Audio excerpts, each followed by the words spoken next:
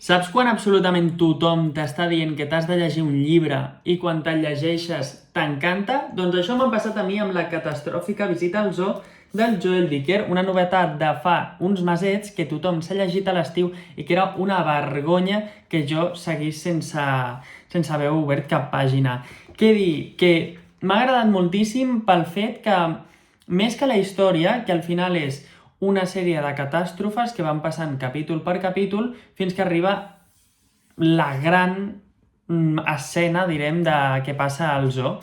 Més que això, és el punt de vista de la narradora, que és una nena que va a una escola de nens especials, és a dir, amb diversitat, i que es diu Josephine. La Josephine, per mi, com a narradora, ens demostra, primer, que el punt de vista d'un nen pot ser igual de vàlid i igual de profund que el d'un adult, i segon, que pel fet de ser especial o ser diversa no fa que deixi de ser brillant, perquè és una narradora totalment brillant, amb unes inferències, amb unes relacions entre successos que és molt, molt bona i és una manera molt original de pensar. Crec que això és el que més pot enganxar d'aquest llibre.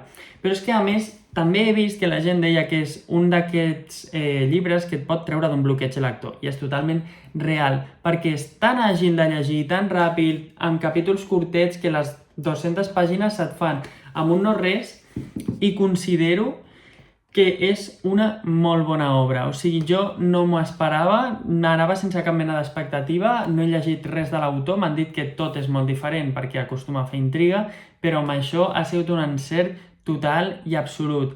Tot això amb una sèrie de personatges que seran els seus companys, la seva professora, els seus pares, que acaben sent com molt entranyables, cadascun et serveix per criticar o per mostrar alguna cosa de la societat.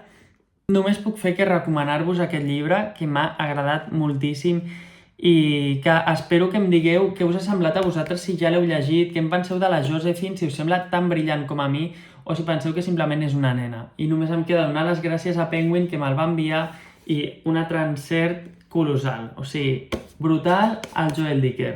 Adeu.